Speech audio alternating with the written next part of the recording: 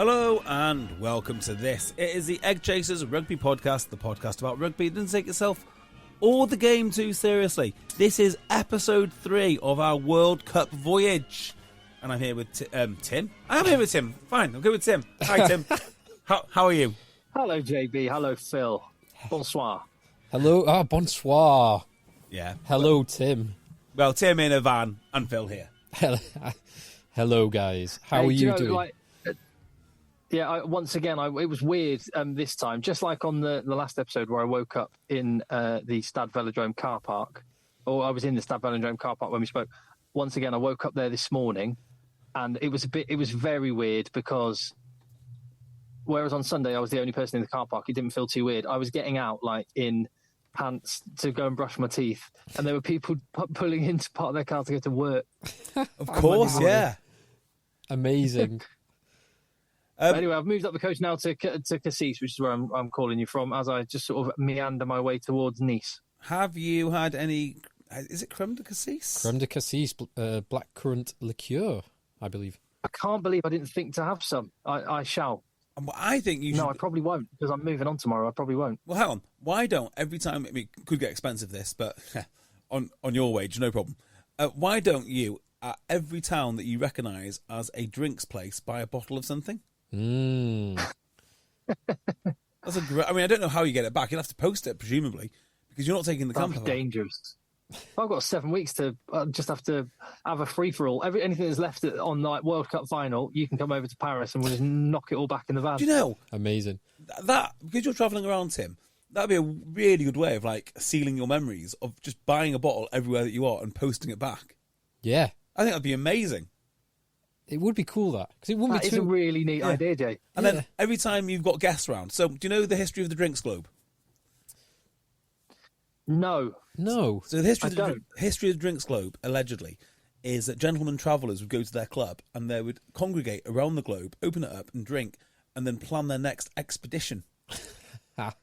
So you would have all of your liquor in the corner. So whereas the gentlemen used to tell each other about their past expeditions and future expeditions, you can talk about your past rugby tour. Amazing. And your next one to come. I think that's a great idea. Yep, I totally That is agree. a neat idea. There you go. I'm completely taken with France. I've not really. I've been to France before, but I've always preferred other countries above it in Europe. It's such a special country. It's amazing. It is, isn't it? It is. I mean, even though it's I've softened on Marseille. I mean, I won't hurry back, but it's a lot better than it was 5 years ago. Hurry back. High praise. I wouldn't go again in off-season, put it that way. I'd like to give it a fair crack at the whip in high season. We owe it that, I think. I did No, find we one owe really, ourselves that. Yeah. Yeah, Do I we? think probably. Every villain needs a redemption arc, and I feel like Marseille has earned that shot at redemption. I would go back to Nice anytime. Did you notice the trams the trams in Marseille run on tyres? I can't recall that I do. I didn't notice. That's the sort of thing that you notice, and I love you for it. Yeah, they run on tyres. I thought, oh, that's unusual. And then I had to Wikipedia tram systems that run on tyres. Yeah.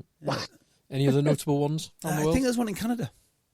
There used to be the old trolley buses in the UK. I can tell you this much: the widest gauge metro system is in San Francisco. Really? Very wide gauge metro system. Yeah, I don't know why that is, but you know. So, anyway, some rugby. You're wasted talking about rugby, Jay. You're wasted talking about rugby. Completely. When's the tram pod coming out? Very, very, very, very soon. So here's something for you. Well, I'll kick off with this. We, and I think everybody else, was speaking about how this is the World Cup where there, more than ever, is going to be upsets and more teams can win it than previous. And yet, it's turned out to be the most predictable World Cup to date so far. Disappointingly, yes. It is disappointing, isn't it? I think so. Fiji could have gone upset. Georgia possibly could have gone upset. Some would argue that England was an upset. Yes, okay, England. It's not a historic upset, but it's a present day upset. Yes, and Chile they'll be slightly disappointed with their discipline that led to a relatively comfortable win against Japan. But that game could have gone differently. I really think it could have done. Do you know, the Chile game, up until the Wales game, that was the best game of the tournament. Did you watch it? Yeah. I thought it's absolutely superb. Well, Chile are a team who like to play, and they're playing against a team in Japan who like to play. They like to throw it around and run it from anywhere when the time is right. So I thought it was a great game. Yeah. Now, did you see the Chile game, Tim? I saw bits and bobs of it. I have caught up with highlights, but yeah, you're right. Phil's right. It's real intent, and I just the one bit I have seen was the clips of, because they were historic firsts, the Chile national anthem before their first game ever in a World Cup, and the first try scored by Chile at a World Cup. Just those are some. You're right about the upsets not being there, and I am disappointed about that. And I'm looking at this weekend. I don't see one happening. No, not this weekend. But you can celebrate these little moments, and that Chile, their first performance in the World Cup, irrespective of the result, was one of them. And Portugal, I know they've been in a World Cup before, but that'll be cool this weekend. Of course, Portugal are in action. Well, just on Chile, I mean, they have some high quality players there. I really like the hooker Diego Escobar. I thought Martin Segrin, however you say his name, is very good. And I thought the fullback, Izala, can really play a bit. The fullback was good. The 10, who is, I pointed out a few weeks ago. Rodrigo Fernandez, the man that scored the wonder try in the two-legged battle against the USA. Yes. And scored the first try in this. He's a lovely player. Yeah, I didn't realise the score was actually so one-sided, because watching the game, it didn't feel like that. Well, Japan scored 2 late tries in the last 10 minutes, so they've scored 14 additional points in the last 10 minutes that made it a bit more one-sided. Yeah, now, I've had a thought about Chile. What does Chile teach us? And I think Chile and Fiji basically come to the I come to the same conclusion with both. Everybody talks about we need to give more international exposure to these tier 2 nations. We need to have more games, and to an extent they're right. But if that's not on the table, it seems to me obvious that the next best option is to make sure they have club rugby. In fact, that might be even better. Because putting them together in a club and making them play in some tournament, whatever tournament that may be, and having that cohesion, I mean, you're not talking about 10 games a season. You're talking about 20 games or 30 games a season. And you look at what the Fijians did this weekend, I think that's the way forward for international rugby, which is have basically international teams playing together in some competition somewhere. I think the way that some sort of Pro 14 Rainbow Cup or whatever, the URC style thing, and have a few of them around the globe, that seems to be a much better solution than just saying, right, we're going to get you from all corners of the earth, put you in international shirts, you'll have no time together, and then you have 10 international games like they do for Georgia. I don't think it serves them well at all. If the Georgian team had a domestic team in Georgia with most of its players, they would be mega. Well, they've got to be. You can't have them just in Georgia. They've got to be playing in a European league or a comparative league. Yeah, well, Chile play in. I don't know what they play in. I put it out last week. Yeah, I can't remember what it was. What was it? Super Rugby Americas, SLAR. I mean, I've never even heard of it, but it seems to produce a damn good team. Well, the Selknam team, who the majority, 90% of that squad, not just 90% of the team, 90% of the squad, and maybe 7 out of 8 of the starting pack come from that team. Yeah. So they got to the final last year in 2022. The team that beat them last year and beat one of the Argentine teams this year, Penarol, is the Uruguayan team. And we're going to see... that makes sense. We are going to see Uruguay this weekend. And my point last week was that I believe Argentina was strongest, and they're still a very, very strong team, but when 80% of the team were playing for the Jaguares against the Crusaders and against the Waratahs and against all those amazing Super Rugby teams, that's when Argentina was strongest. We'll see these two teams, Selknam, and this has propelled Chile to be the strongest, and Penarol, which hopefully Uruguay take a step forward even from where they were 4 years ago when they beat Fiji. We must remember. So I think you're right. I think this, and we've seen with the Fiji and Drura as well. I think a Georgian team competing in Europe, maybe they could join the Rainbow Cup / just so URC. far away, isn't it? There's just no real good solution for them. If the South African teams, many of them go via Dubai to get to Europe for 3 week stints. Right. It's not that much. A Georgian team based in Dubai. Yeah, why not? I mean, Tbilisi is probably only a 2-hour flight from Dubai. Yeah, probably. Well, I mean, I'm not sure this is an option as things are at the moment politically. Of course, Russia could probably have 2 teams. We just can't really talk about them. But there is a suburb of Moscow which basically produced the 2 lads at Sale, plus some others. So they've got some. I don't know what it is or where. I tell you who would know that: Steve Diamond. He would legitimately know. Yeah. And then of course there's NSI. So you've got 2 teams that. I mean, mind you, I'm saying oh yeah, Russia's next door. We'll just pair them up with Russia. It's probably further. NSI. I bet you can get to Christchurch faster than you can get to NSI. That's like the furthest place on the planet. Yeah, what am I talking about? That's a ridiculous idea. Oh, it's in Russia. It's fine. They'll just nip over or walk it. Or the Romanian teams, maybe something like that. Yeah, I'm very much for that. As long as you can make the money stack up, I think it pays for itself in terms of competition, long term, and cohesion. Did you see the Martin Segrin yellow card? Was that the head clash? Good God, it just makes me rage. Well, it's just so unnecessary. So, yes, and I know. Well, look, so I don't really like. Make them all red cards, make them all yellow cards, make them all play on rugby instants. I don't really feel that strongly. Just make them consistent, because we've now seen Tom Curry red card. We've seen the Chile one, which got referred to the bunker and was actually probably... There was less mitigation in that one than there was in the Tom Curry one, and that stayed as a yellow card. Yeah. We've then got Jesse Creel in the South Africa-Scotland game. No action taken. A few minutes in, yet nothing. And I've seen at least 3 in the Wales-Fiji game that, again... That was red, not red cards, but high shots were prevalent in that. And yeah, nobody did anything. Nothing at all. Let the boys play. So I don't really do what you want.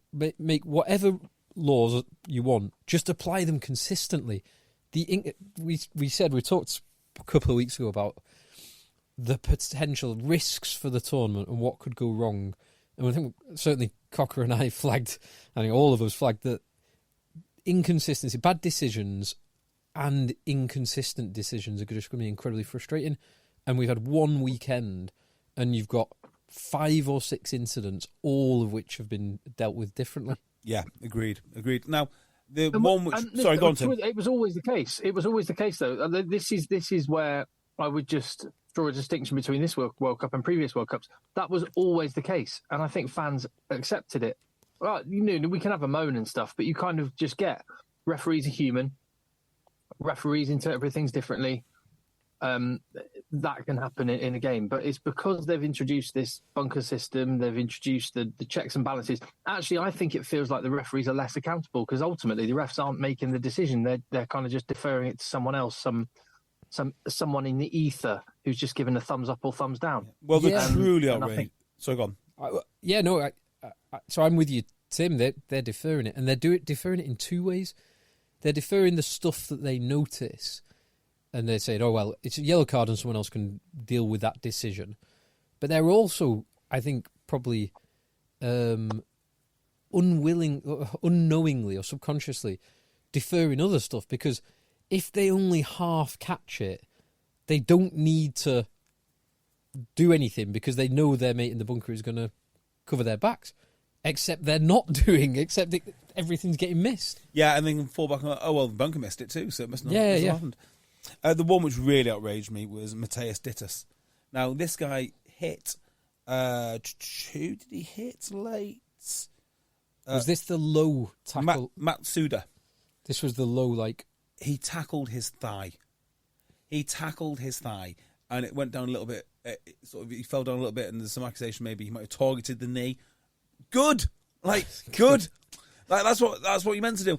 He's got his eyes. What do you want these guys to do? Right? He's committed to a tackle. low. Right, so we saw a charge down. I can't remember who charged down whom, but that resulted in a yellow card. And Santiago Carreras. That's it, right? On George Ford. So we can't have that. Okay, fine. What about if the player goes so low, he's looking at the floor when he commits, tackles the player's thigh, and gets a yellow card for it? I just do not, for the life of me, understand who is coming up with these laws. But there we go. But actually, I think the story of this was how the two teams played. I really like Chile. I thought the way that they played when they got the ball in hand was really, really nice. And Japan just stayed calm. I think it'd be very easy for them to panic that they're against a team they don't know anything about. They were under the cosh for the first, not never really that much under the cosh, but they went behind. They certainly had to endure some offensive pressure, and in the end they won quite comfortably. So fairly encouraging for them. Yeah, both teams will be. I think Chile will be disappointed they didn't put more points on the board, but for their first outing, it was positive for both sides.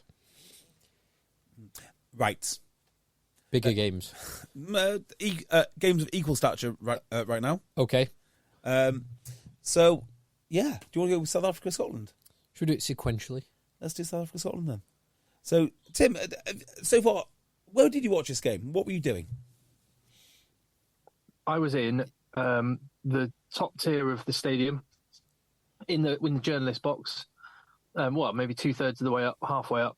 And I was just to the left of halfway, and I could just see the Klonk mountain out the top of the stadium. That stadium is something else, I've got to say. The atmosphere it generates is incredible. And I absolutely loved... Well, no. I loved everything building up to the game, and it just kind of, the energy went from the game pretty much after 50 minutes. But South Africa were very, very impressive. And just before I talk about the game, Siya Kolisi, oh my goodness, what a man. Why so? What do you like about him? Well, several reasons. There was a brilliant scene beforehand. He's such a great ambassador for the sport, and I think he recognises and takes the weight of it on his shoulders, and actually, willingly takes that load and actually behaves as though he is a massive ambassador for the sport. So, just on, I love someone that belts out their national anthem like that. Alan Wynne-Jones, loved him the same way. He could be tone deaf and flat. He will scream his national anthem at the top of his lungs. I love that.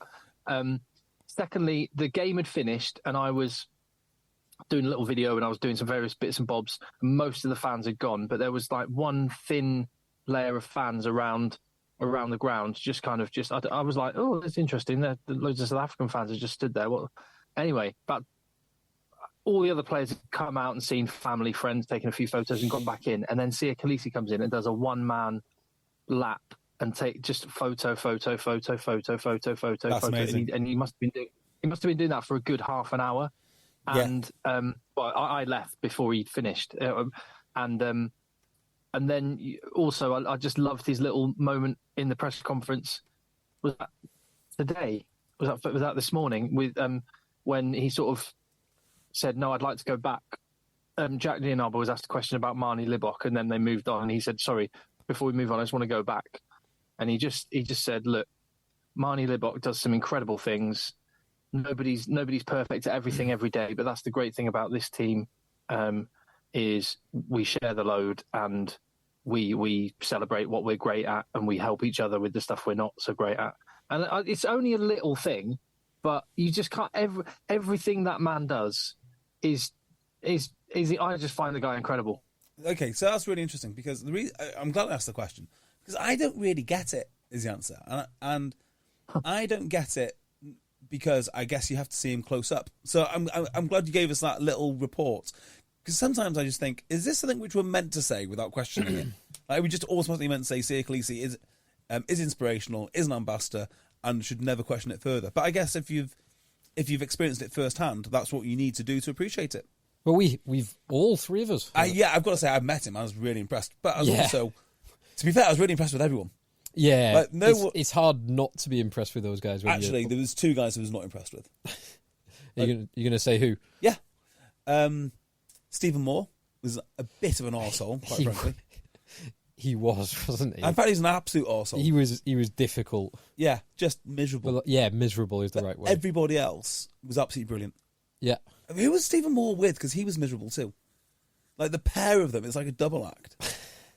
Stephen Moore was. I must have been doing something else when you were doing that. I don't remember meeting Stephen Moore. Oh, we did an interview with him, Yeah. and because he'd won something. Most miserable man in the world. Yeah, because we were interviewing as they came off. I can't even remember what it was. But like, Sia Khaleesi was, it was a pleasure to meet him. Yeah. It was also a pleasure to meet Jamie Roberts. Jamie Roberts was ace. And who's that? Scottish South African 8. He was class. Scottish South African. Zimbabwean. No. Dave done it. Dave. No. As soon as you know Munster, you'll know him immediately. Scottish, sorry, Irish.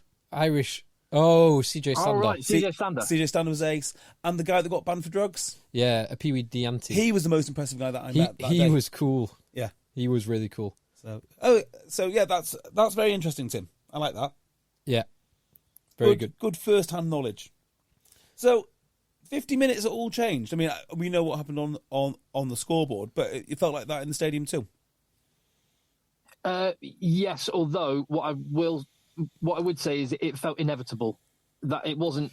It was. I think I've used. If I've used the analogy already, then I apologise. Oh no, we haven't spoken to the South Africa game. I must have said it a few times. I've done various radio things. Anyway, they're like a boa constrictor just squeezing the life out of Scotland from minute 1, and eventually they killed them in minute 50.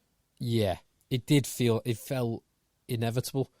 And early on, Scotland got in the first half. Certainly, Scotland. The scrums were more even. Scotland did get a couple of scrum penalties. Yeah, they were good. They were really good. It started kind of falling apart a little bit. Now, I think that is more to do with sort of the general mindset rather than being overpowered by the scrum. So do you know when everything's just bouncing, it's going your way, like your tackles are sticking, getting off the line quicker, and then when it gets on top of you, that goes, doesn't it? So I thought that Scotland were not just in this game, I thought they were poised to win it at half-time. At half-time, because they finished the half much, much stronger. Yeah. They'll be disappointed with that Darcy Graham break down the left-hand side. If he gives it, if he could have given it, I'm not certain he could have, but if he gets that into... He could have given it. If he gets it into Doohan's hands... Yes. That... I thought Finn, whoever passed it, picked the wrong pass. Give it to Doohan. Just give it him early. Yeah, give it, because the chance of Doohan getting his hands free is going to be much greater than anyone else getting their hands free. It was a 3-on-1. It wasn't even a 2-on-1. It was a 3-on-1. Did you have a guy on the inside as well? I can't even remember now. No, there was 2 guys on the outside. Well, there was. I think it was Blair Kinghorn was kind of deeper and outside as well as Doohan. That was the obvious pass to give it to. But you probably got a better view in the stadium because we had like he absolutely butchered it. He absolutely butchered it. There's no getting around it. You can see what he was getting at. It's one of those. He does it and it comes off and it looks great, but you get it wrong and you're an dick of the day. Yeah. But it was Libbok that got across to him, so fair play to Libbok for covering that ground and putting him down. You just don't want to be in an arm wrestle with South Africa late on, do you? That's like the number one place you don't want to be. And had Scotland scored, I know I say this all the time, but it becomes a different game. And they didn't score, so they kind of got what they deserved. On the other hand, they did scrimmage well. They scrimmaged. And can I just talk about commentary a second? It's starting to really annoy me, this. They keep talking about things like it's an inevitability. Little things which you would never know until you play the game. Like, Scotland... It's like Scotland have got no hope of dominating this scrum, so they're just going to hope for parity. Like, no, they're not. No, they're not. They're going to be good. Well, they won a great, after 30 minutes or so, they won a great scrum penalty. I have no problem if one of the analysts is like, right, I'm going to put my house on this happening. And it doesn't happen, fair play. Austin Healy's done that a few times, and it has happened, and you look really cool. Right? But, yeah, I've got no problem with that. But don't say it to the watching public like, oh, it's a foregone conclusion. Yeah, they'll just get battered in all the scrums. So there's no, well, why bother playing the game then? Like, why even bother? Just on scrums, and bearing in mind we were talking about laws and stuff, it feels like we dial stuff up and dial stuff down in rugby way too much, and the sensitivity on some of the things that you get red cards for has just been dialed up. But like, if you really want to get pernickety and you really want to dig into the laws and apply them and stuff, just make you want to make a good contest, make the scrum halves feed straight. It's like it's odd where rugby kind of decides to pick its battles or completely ignore stuff. That is getting ignored. I don't actually mind that but I've said this before. I would change. Like, if you're going to let it get away, you're going to let it happen. You've got to rewrite the law book somehow. Yeah. You've got to say, okay, you're absolutely right, Phil. A feed close to your guy at a slight angle is fine, because that's the lesser of two evils. If you put it right down the middle straight and both hookers can actually hook for it, then it's going to be an absolute mess of a contest. Do you know what, though? Both hookers can't hook for it. Tim will tell you this, being a hooker. The position you're in is so bloody hard to strike an opposition ball. It's doable, but it's bloody hard. If you were forced to put it down the middle at a straight angle, so it's equidistant from both hookers, it's really hard, because you think you've got usually you're standing on your straight leg is going in the wrong direction. Yeah, sorry. In that situation, actually, you have to swap legs. Probably neither player can hook. Do you know what? You do make a good point, which is like, if it goes down straight, maybe hookers defensively need to use the other break foot. Maybe that's the answer. That is quite exciting, actually. Yeah, let's do that. It would be a bit of a mess. You'd have to. I guess if you're going to want to make an omelette, you've got to break some eggs. If you're going to do that, there is going to be a lot I didn't mean to take us down that rabbit hole. So I was quite disappointed with Scotland overall. I feel like we're kind of. I mean, there's two teams. There's two in the same way as we talked about Argentina being disappointing. You have to credit England the way they pressured them. You have to say South Africa's defence was absolutely immense. The speed off the line to shut down Finn Russell's options. I thought a lot of times they could have been caught offside. They were too fast for my liking. What I was thinking. So this is again where it's been brilliant being able to watch the from such a high up position, which I don't really. I don't do rugby up in the gods, guys. But it's been awesome having that vantage point, because that was one thing I was like, my God, they're up quick. And I was checking like WhatsApp messages and stuff, and people were going, they've got to be offside. But they really weren't. A couple of times they were, but every team, pushes that boundary. But they clearly had a plan, and they just sent guys up. Much like kind of London Irish did back in the day, and just to cut off Finn Russell's options passing out to the wider channels. So he had to take the short option almost every time. Do you know what I like about South Africa?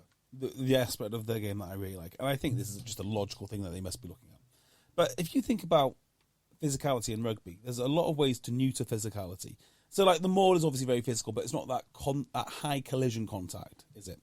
And you think about defending. You obviously want to create massive collisions as defenders, but there's ways of countering that as a attacking team. Change your angles, you run into space, all that nonsense, right? Where you cannot counter the physicality and where South Africa apply it beautifully is the ruck. My God, for like the first 30 minutes, I was fully aroused. It is just incredible the amount of violence that they bring to basically a phone box full of men, and they just plough into it over and over again. And it's almost unstoppable. Like when they get 2 or 3, if you don't protect that ruck, they steal your ball. If you do protect that ruck, you need your mate in immediately, because if you get caught by a couple of South Africans, they're not leaving you alone. They're just going to drive you off the ball, and then they're going to pick it up. And the amount of times that Scotland had a breakdown and a clearing party, which would be pretty much suitable or sufficient, I should say, for almost every other international team, it just didn't do the job.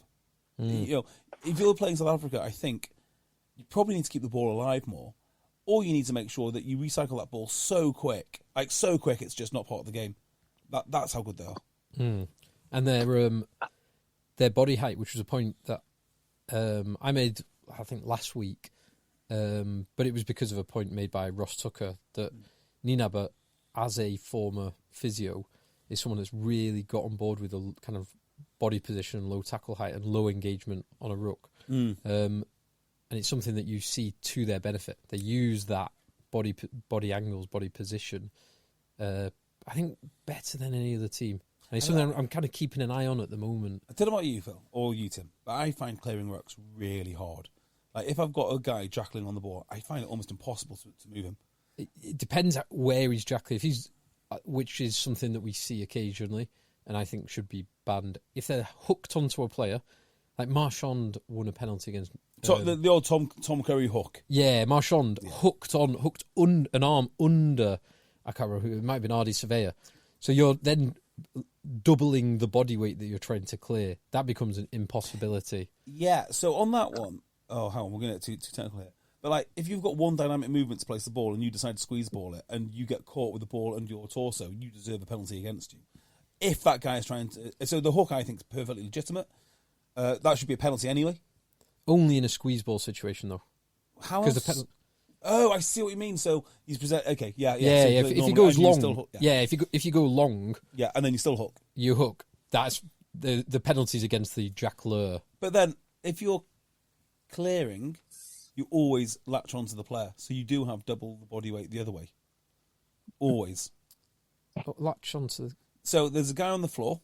If you're the first man there as the supporting attacker, you grab his shorts and you effectively give him, for all schoolboys out there, an atomic wedgie. Yeah. For all times. And as the South Africans clear you, you are dragging this poor sap. Like he's eating grass and he's also got an arse full of shorts. Way too technical. Just on a bigger point on the. Oh, sorry. Yeah, no, go on, Tim. I was going to say on the breakdown in this game, just more broadly. That we've talked about this before. There is definitely a difference in the way that Southern Hemisphere and Northern Hemisphere referees officiate this, and Scotland did not deal with it. Because I was watching it, and to me, acclimatised with Northern Hemisphere rugby, Six Nations, Premiership, etc., I was thinking, this is wild at the breakdown. Angus Gardner is letting so much go. There are bodies lying all over the place. There's clearly hands on the floor beyond the ball before they go for the turnover, and he's just going, crack on. And at first I was sort of thinking, like, this isn't fair, this isn't right. But actually, no, that is rugby, and this is going back to the point of officiating. I want the accountability with the ref, and I don't mind different interpretations, and the best teams are the ones that deal with it. Yeah. And Scotland just did not adjust. No, and more importantly, I think they didn't really play any of their fancy stuff, did they? There was no. Well, they didn't get the. They didn't. They weren't allowed to. Yeah, this is the frustration that.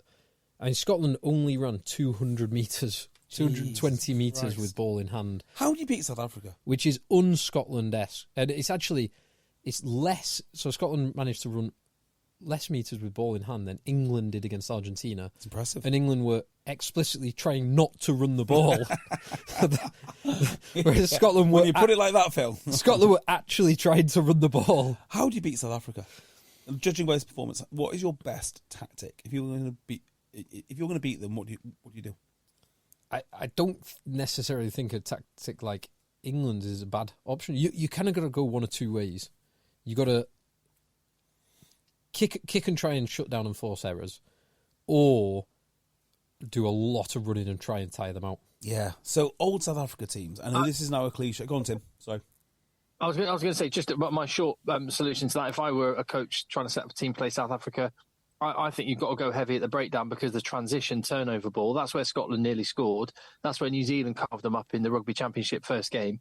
Is they won those collision turnover moments, and then had breakaway scores. Well, it's an area of the game which is so incredibly unsexy that I can't even tell you who the best ruck. I can tell you who the best ruck disruptors are. I can't tell you who the best ruck looker-afters are. Protectors. The ruck protectors. Looker-afters is far more I bet you it's the Irish, because I was going to say it'll be the team that have the quickest ball. Yeah, maybe. It'll probably be Armani and Tyburn. Probably be Tyburn. And surely it's a poacher turned gamekeeper type situation. Like the guys, the best disruptors will also, if you turn their hand to protectoring. If that was the case, wouldn't offensive linemen be also the best defensive linemen, and vice versa? Probably a more broad skill. Yeah, maybe. Bending over and being hard to move. Yeah, I guess so. So I don't know who the best ruck protectors are. So I imagine you'd need a team full of them. Well, they just don't get any plaudits, do they? Like, you never see the BT highlights on the weekend. Like, look. For 25 years, Stamps.com has made mailing and shipping easy. All you need is a computer and printer. Imagine mailing and shipping right from your desk, anytime. No traffic, no waiting, no hassle. Plus, Stamps.com gives you discounts up to 84%. Sign up for Stamps.com today. Use code PROGRAM for a 4-week trial, plus postage and a digital scale. That's Stamps.com, code PROGRAM. Get this ruck protection. Well, it's the kind of... The one that's famous for this, is going back 20 years, is Richard Hill. Richard Hill, yeah. The unseen work. Yeah. And there's probably loads of other guys who do amazing things like that. But Richard Hill is the one that always gets the plaudits. Whether it's true or not, I have no idea. I imagine someone like Charlie Yule's been really good at this.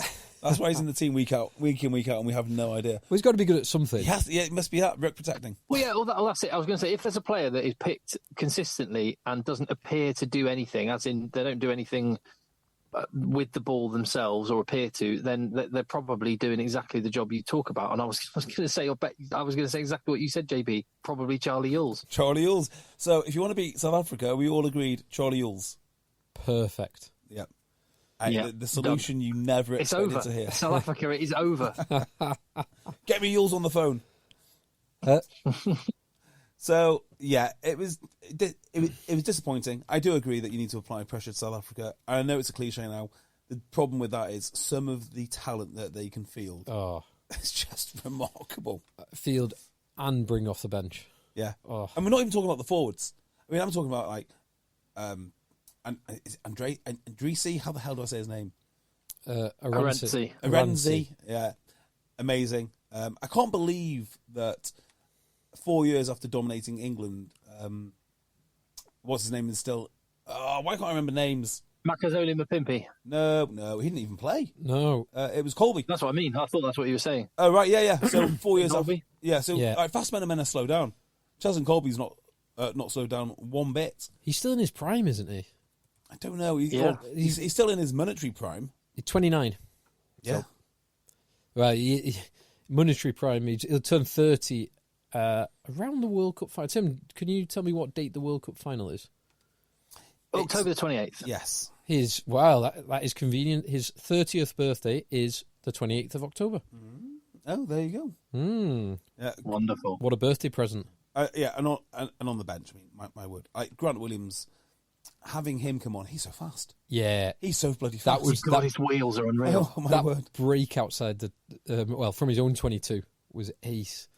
And South Africa have got this back line that's obviously pretty solid, but the amount of pace, there's half a dozen guys in that back line, including the bench, that if one of them gets a sniff at a running, like for them see Aransi, Jesse Creel is rapid, Cheslin Colby, Libbok is rapid, Williams is rapid. I was thinking of Moody could come back in. Moody's the one I'm thinking potentially as well, make it even faster. Yeah, if Moody, God, they're so fast. I guess you need Jesse. Who does Jesse Creel remind you of?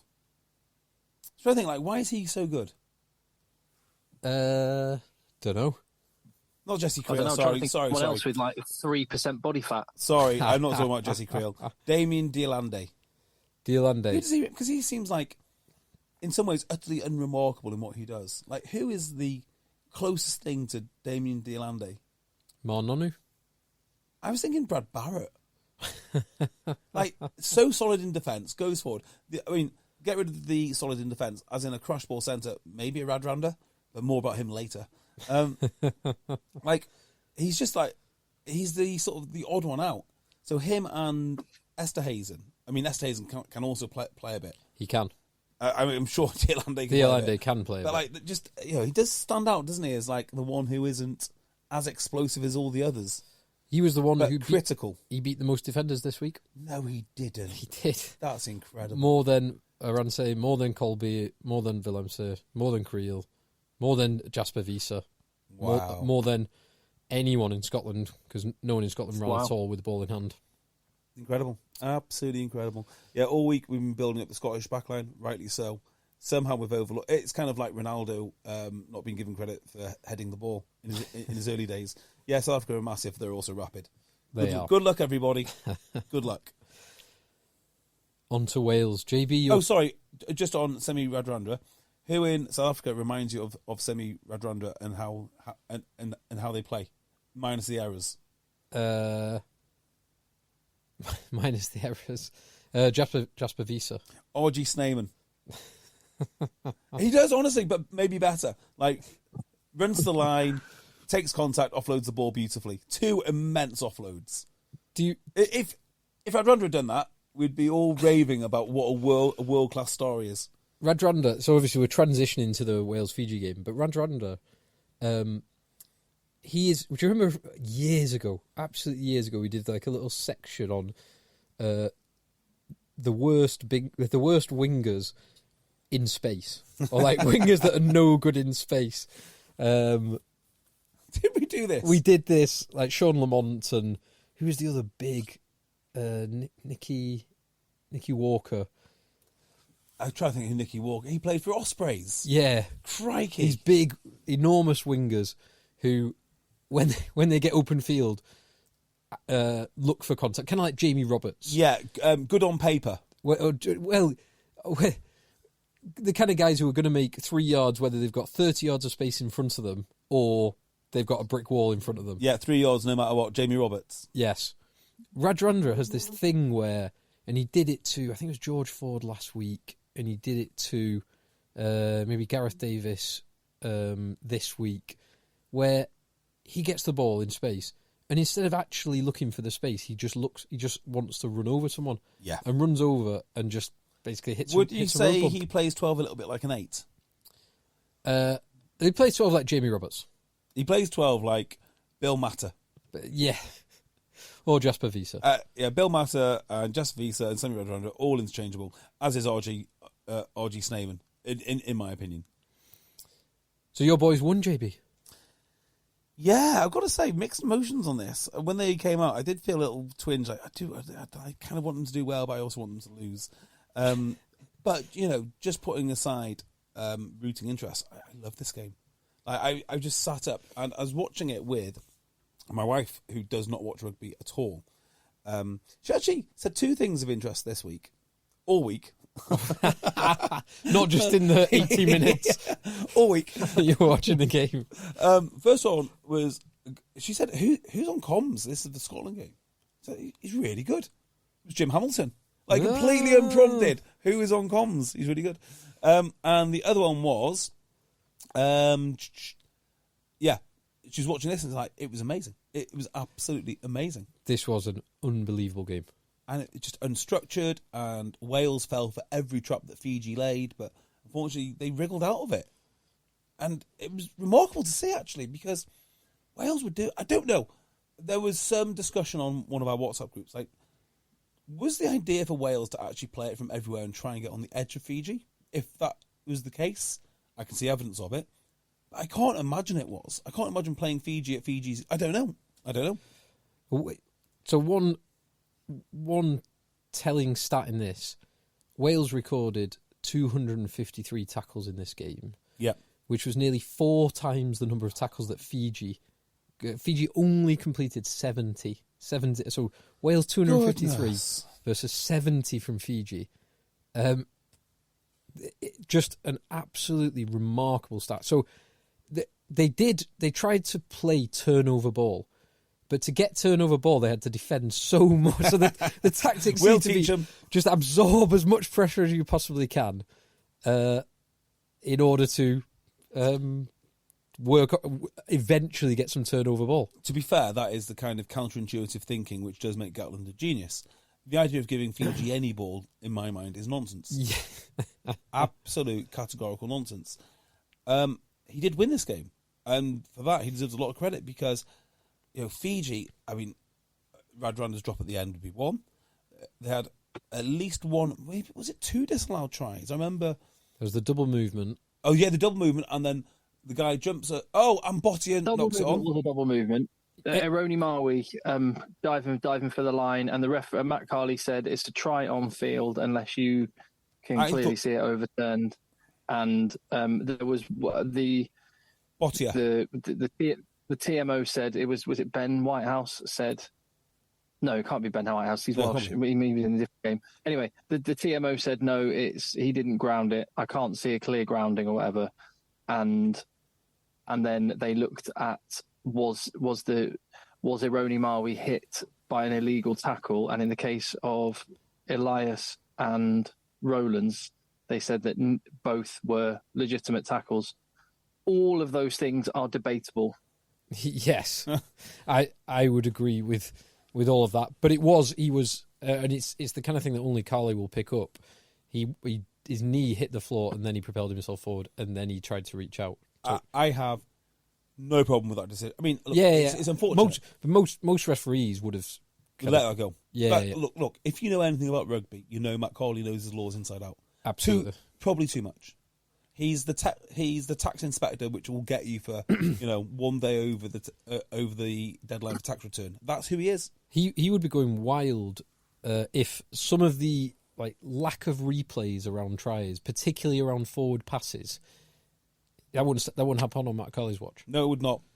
Show me the last pass. Show me it from every single angle. Yeah, he's very good like that, and he's just different. Well, you got to know him. If you know you've got Matt Carley reffing, you know that's what's going to happen. Yeah, I completely agree with that. And so I'm not on Twitter at all, really. Not even on our Twitter because I've forgotten the password. But I have heard rumours floating around that people are not happy with his performance. All I can tell you is what I saw from that game, and I did not come away thinking he mistreated Fiji in any way. No, I think it was one of the. So let's just make these points in order. Is one of the best spectacles. It's the best game we've had in the World Cup. Yep. One of the best games I've watched for years, and the referee always plays a part in that. Yep. I will say I thought he was too quick to give yellow card to Fiji and not quick enough. Wales seem to get far more chances infringed in the red zone. Would be my one criticism of him. When he called Jack Morgan over... Three warnings in the same sequence. Yeah, when he called Jack Morgan over, I did get angry on that. I thought that's a yellow card. Yeah. That's a yellow card. That should... Yellow cards are for those sort of things. They're not for these silly head infringements, which they're for technical infringements in the red zone. You should give the yellow cards almost immediately, in my mind. So I agree with that. And actually, as we're on Matt Carley, there was a little bit of a deviation from the theme which we just set out there, which is he did let a lot of high shots go, an awful lot of high shots go. Yeah, which was a point we made earlier. There was, and that I think is more. I made the point around referees will subconsciously know there's less pressure on them to make a decision, therefore they'll just leave it for the bunker.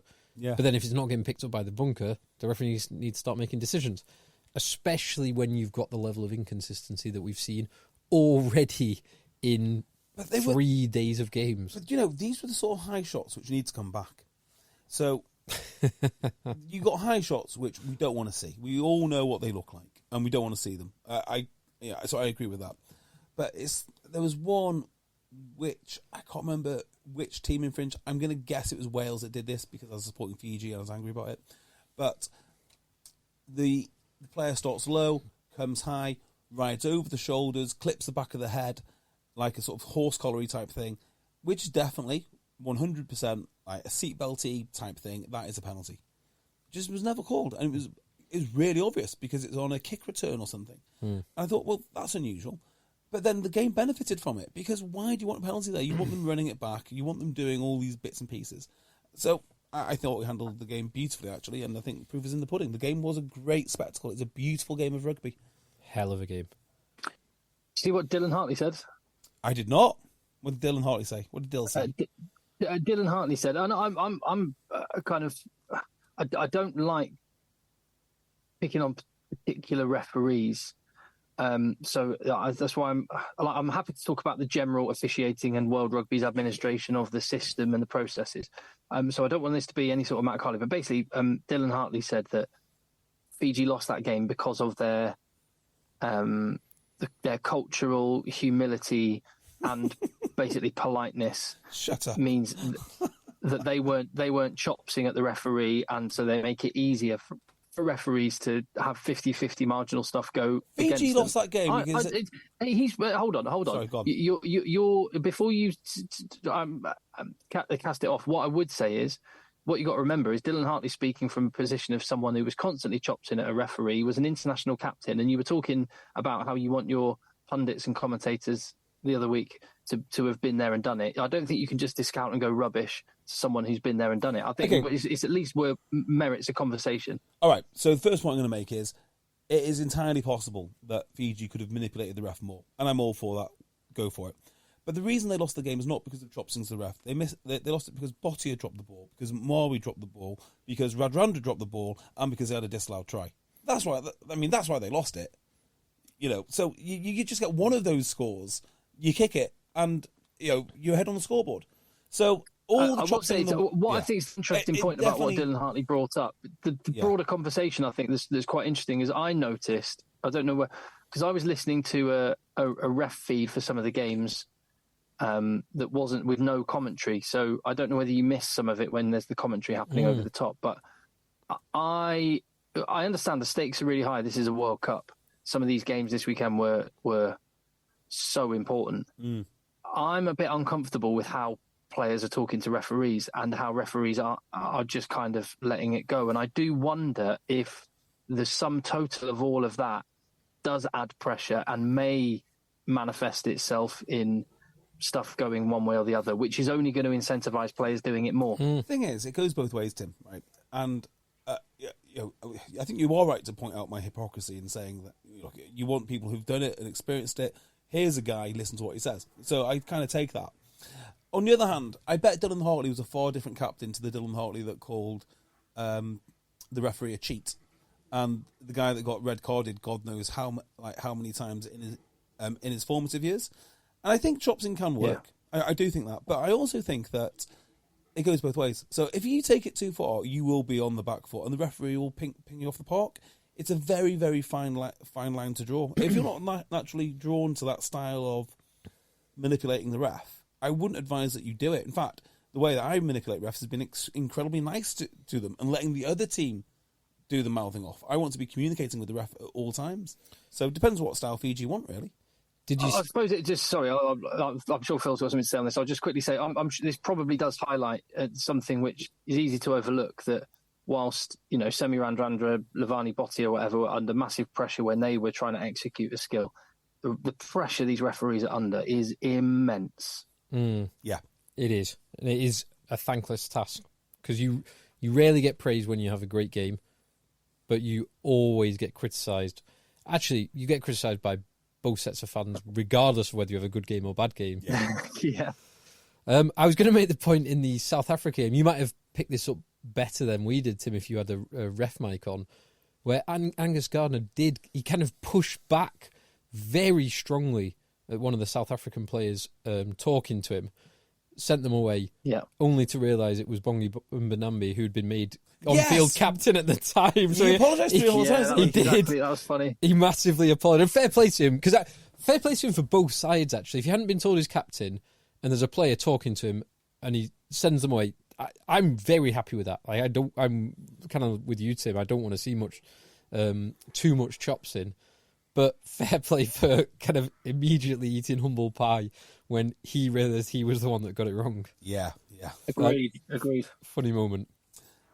Anything else on... Well, no, there's loads to bloody digest in the Wales game. Oh, the Josh Adams hit. That was great, wasn't it? What a hit. I just felt like, for whatever reason it was, everyone on that pitch felt a lot of freedom to play. They did. A lot of freedom to play. Thank Matt Carley. Yeah. And the more I think about it, the more of an amazing win this is for Wales. Because when Fiji started emptying that bench, you don't really think of Tier 2 nations, so-called Tier 2 nations. Someone's going to regret calling them that.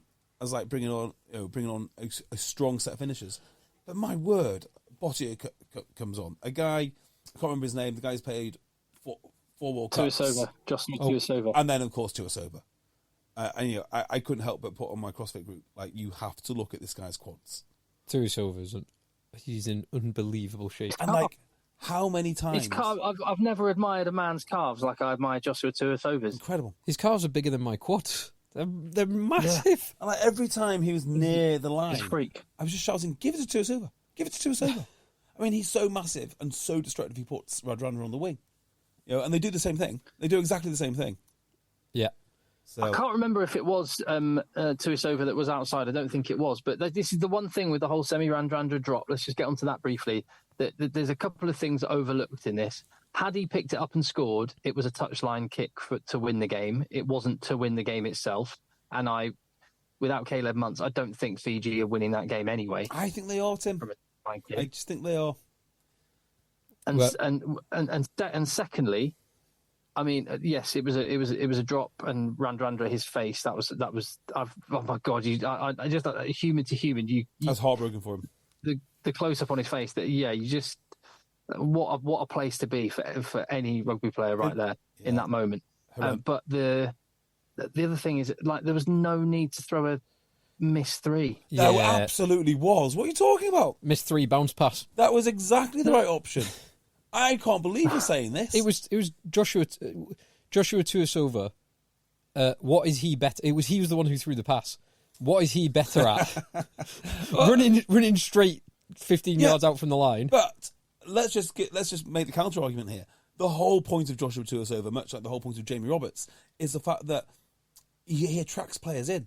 Yeah, not when if he's got the ball, other people can distribute when they've got the ball, and he attracts players in. I mean, I know exactly what you're saying, but it was the right option. Even if he wanted the threat of him to draw the defenders in, he had someone immediately to his left who would have more than likely run it in. What are we talking about? Much more. All Radradra needed to do is walk it in. That's all he needed. It was the right pass. So I'm making the double point. There was an easier pass that required less skill to pass and to catch, and it would have been in an eminently more kickable position, which Fiji were unlikely to win that game, even if Radradra had scored. Well, look, Fiji had been smashing the door down against Wales for quite some time with not much success. And the one time that they go wide, because Wales would have been looking at that thinking, crikey, they are coming hard and tight on us continuously. I thought that option of the pass was absolutely brilliant and ballsy considering where it was. You're in a World Cup. The minimum that you expect from your World Cup winger is to catch the ball. Just catch the ball. Just catch the ball and walk. I mean, he's a finisher. That's the whole point of a winger, is he is a finisher. Now, in Radradra's case, he isn't a finisher, but he does play a lot. Has played a lot of wing. And I thought it was a great option, and just one of those things. But they wouldn't have needed to do it at all, would they, if they'd have scored one of the 4 tries prior to that? 100%. Yeah, you can't complain about one drop if you miss drop 3 others, miss your kick, drop 3 others, disallowed try, etc., etc. Yeah. Now it's not because I mean Fiji are kind of everyone's second favourite team generally, but I want them to win at the weekend against Australia, which really, look at the fixtures. That's the only game that really is interesting beyond just kind of watching rugby that is a World Cup game. I don't feel any jeopardy about any other fixture particularly. Should we go through except for Australia, Fiji? Yeah, should we go through the fixtures now quickly?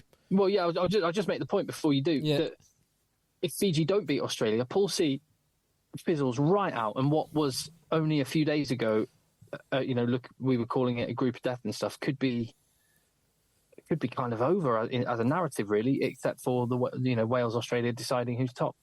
Or the only other shot is Georgia v Wales.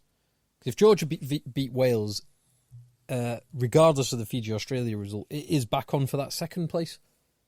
Fair, and Fiji do have 2 bonus points out of the game against Wales. So good point. That's a fair point. So the fixtures this weekend, we have a Thursday night game. Ooh. Thursday night, 8 o'clock British summertime, 9 o'clock for Tim's continental time. It's France hosting Uruguay. Okay. Which Uruguay are a good team. However, they are not going to beat France. They are not. We then have Friday night, 8 o'clock. By the way, great game for Uruguay, though. Oh, yeah. I mean, great game to test themselves on the biggest stage. To have every eyeball in France against the French national team on a Thursday night. That's pretty cool, because probably the gear. Well, what would they expect their World Cup experience to be like? Like one big team on a Sunday, sandwiched between two other teams, and then hopefully get some joy against another tier 2. This is awesome. It is awesome. The biggest show in the world on Thursday night. Friday, 8 o'clock. we've got New Zealand against Namibia, which will be Just no point in that. 60, 70, 80 point win. Yep. Saturday, we've got 3 games at 2:00. Samoa versus Chile. Now, I think this is going to be a good game. That will be a good game. That will be. I'm backing Chile to do better than they did against Japan. I think they'll correct a few errors, but I think Samoa will win that. That's in Pool D, England's pool. Then we've got 4:45 in Pool C, Wales v Portugal, which will be a fairly routine win for Wales. And then Pool B, JB, you'll be interested in this one. I think it will be a fairly routine win, but certainly a 20-point win. Ireland against Tonga. I will be interested in that one. I would love Tonga to win this. Do you think it's going to happen? I think there's always a puncher's chance. I know Tonga have had more time together, but unless they have somehow got over the fact that they basically were, when we watched them less than 12 months ago, they were like a bunch of blokes, incredibly big and talented blokes, who look like they've never met each other before, against maybe the world's most cohesive international team. That is a problem. Yes. Well, I'd just say they need to look at their Pacific Island compatriots in Samoa to see how they went. So it's doable. It's doable. And if Ireland have got even half an eye on South Africa or Scotland, and they pick a slightly weakened squad, you never know. You never know. But I tend to agree with you. The chances of Tonga winning are 5%? Yeah. 1 in 20? Maybe less than that. Maybe 1 in 50. Yeah. Yeah, I'd say more like, yeah. Go along with that. But it doesn't mean I won't be backing Tonga. Oh, by the way, it occurred to me on Sunday that I have both a Chile shirt. Oh, yes. Yes. Who gave us that? We have a Chile shirt. Well, it's on my wall, so 90% of the law and all that. Do you not remember the chap? I can't remember his name, who travelled out to Madrid. I do remember. From Santiago, Chile. I'm sure it began with an R. Rodrigo? Yeah, I was thinking R as well. Sounds right. Not Roberto. Wasn't Roberto, was it? Well, anyway, his Chile shirt, I nearly got it down, but they're all sort of like, all very well presented now. They are. So I didn't wear my Chile shirt. You've butchered my beautiful Japan shirt. I haven't. It looks great there. It's all It's got holes in it now. Oh, it's got some small holes, but nothing big. Nothing big. It sits proudly between a Benetton shirt and, do you know the other shirt it sits next to? I do. What a shirt that is. That's a magnificent shirt. Yeah, Tim will hate Miles Benjamin? No, Tim will hate this shirt. Not the Benjamin. Where's Benjamin? Benjamin's just above JB. It is a shirt of your mortal enemies, Tim. It's got some wheat, a rose, a duck, a beehive, is that? It is. Oh, Aylesbury. Yeah, your mortal enemies, Tim. Aylesbury. So, it's sat next to the... it's between Benetton and Aylesbury. Three nice striped shirts there. Japan, Benetton, Aylesbury. Yeah, I've got real flair for hanging these shirts up in my basement, I've got to say. Final games on Sunday. Is it the final? Nothing on Monday? Yeah, nothing on Monday. On Sunday, 2:00, we've got a slightly one-sided South Africa against Romania, who will be competing to see whether they can put more than the 80 points that Ireland put on them. That is the issue, because it's both a blessing and a curse. The blessing for all of us is that Pool B, nothing is decided. Nothing is any closer to being decided by the fact Scotland lost, because South Africa could quite comfortably lose to Ireland, and Ireland could lose to Scotland, and then it's all game on, and it's on. So that's the blessing. The curse is that means everyone needs points. So Romania are getting battered. This is going to be another 80-point victory for South Africa. So that's the 2:00 game in Pool B. 4:45 in Pool C, the biggest game of the weekend, Australia versus Fiji. 4:45 on Sunday. Sunday, yeah. 4:45 Sunday. And then... This is knockout for Fiji starting now. Yeah, pretty much. Hope Fiji win. God, I hope Fiji win this. Yeah. And if Fiji don't win this, it is out of their hands. They've then got to hope that Georgia do them a favour against Wales, and then they beat Georgia, and then that's Fiji's only route to getting out. But I think Australia will win. I think so as well. I think so. I just think Eddie Jones is so wily. I don't think this Australia team is nearly as bad as what it looked in the championship. I think they'll find a way to win. And also, Fiji won't be a surprise to them either. That's the biggest one. They know what these lads are because they play them in their domestic rugby. They get exposure to them. Wales don't get exposure to any Fijian rugby. For the most part. Come on! Don't tell me Wales didn't know that Niall Thevu is a physical freak who could bust out of a tackle and score from 40 metres. Look, I can tell you how hard and how quick Mike Tyson punches every day of the year for 6 years. But if you don't spar with the guy, you're never going to have a clue what it feels like. So Australia will know. Australia missing Tate McDermott, who tackled too low. Yep. Tackled into someone's knee. I can't remember whose knee it was. Need to ban these low tackles. Exactly. But just ban them all. Ban them all. Touch rugby. Touch rugby. Perfect. And then final game on Sunday. We have I want a new tackle height law for next season above mid thigh only. Oh, although you could get a yellow card for a thigh tackle, as we found out in Chile. So a little bit dangerous. Very dangerous. Above mid, yeah, exactly. Targeting the thigh, never a good look, is it? Dirty player. Target the breadbasket. Yeah. But not the nether regions. Correct. Got to miss the low blow. So hang on. So final game. Yeah. So hold on, we've got mid thigh to upper thigh only, but with a gap. And then we've got waist to sternum. Those two zones. Everything else is out. Correct. Right. Good. Final game in round 2, game week 2, whatever you want to call it. Pool D, England against Japan, 8:00 Sunday night.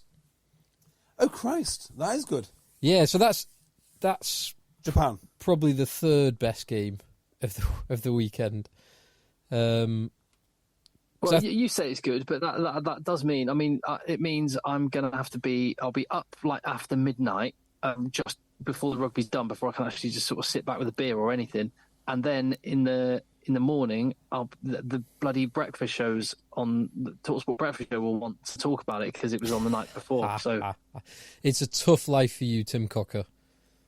I might just have to stay up, just power through in Nice. I can't remember where we ended up, JB, but there was some places that were popping a little bit late on, weren't there? In Nice, yeah, we had a great time. That is one of my favourite days boozing. That is phenomenal. Although when we went the year after, we went back to Nice at about 3 a.m. on the Sunday night, and nothing was open. No, we got a taxi to €100 taxi from Monaco to Nice, and tried to get him to take us to the most lively place in Nice. I don't remember that. Yeah. There was no lively place in Nice at 3 a.m. on a Sunday, or Monday morning, I guess it was. Pathetic. There was a few boulangeries gearing up for their Monday morning trade. Yes, that's right. Firing the ovens up. But no, is this a different trip, or was this like World Rugby Award? Yeah, this was the second, the one that I came to, the World Rugby Awards, where the three of us left the Monaco Casino. Yeah, after we left yeah, so the first one... As we got a taxi, Finn Russell was stood outside the hotel. Yeah, and the 8 who got lost. The 8 that got lost? Yeah, he had the epic trip to get back from Twickenham. Oh. Glasgow number 8, I don't know what he's up to nowadays. Ryan. Oh, the number 8. Oh no, that's the Ryan, number 8. The London Scottish guy. All right, mate. How's it going? Yeah, Ryan Wilson. Ryan Wilson. That's Ryan Wilson. That's it. Very much a flash in the pan. Him. Whatever happened to him? We'll work it out. Grassroots podcaster. Yeah, grassroots podcaster. Yeah, we'll work it out another time. Okay, so I think Japan. Anyone else going not Japan? I'm not going Japan. There's no way. It'd be a nice contrast of styles. One team actually wants to play with the ball, and one team explicitly does not want to play the ball. Japan showed me nothing against Chile, which that really makes me think they'll bother England. No, nothing. I tend to agree, and I think they are. I think this Japan team is weaker than either the 2015 or 2019 Japan teams, unfortunately. Yeah, agreed on that. Right. Okay, so I'm going to wrap this up now. Unless either of you got anything to say. Done. Now, unbelievably, this is not our last podcast of the week, because there's going to be another one straight after this. Download it, because it might not be the thing you want to listen to during the World Cup, but it's a topic that I think will go underreported. which is, I think, in the next couple of weeks, England are going to negotiate with PRL, and we're going to have a disastrous new deal, and it's all going to be Bill Sweeney's fault. So find out what Bill Sweeney is gambling with this week in our next podcast. Perfect.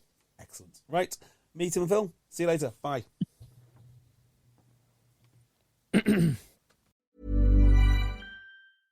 For 25 years, Stamps.com has made mailing and shipping easy.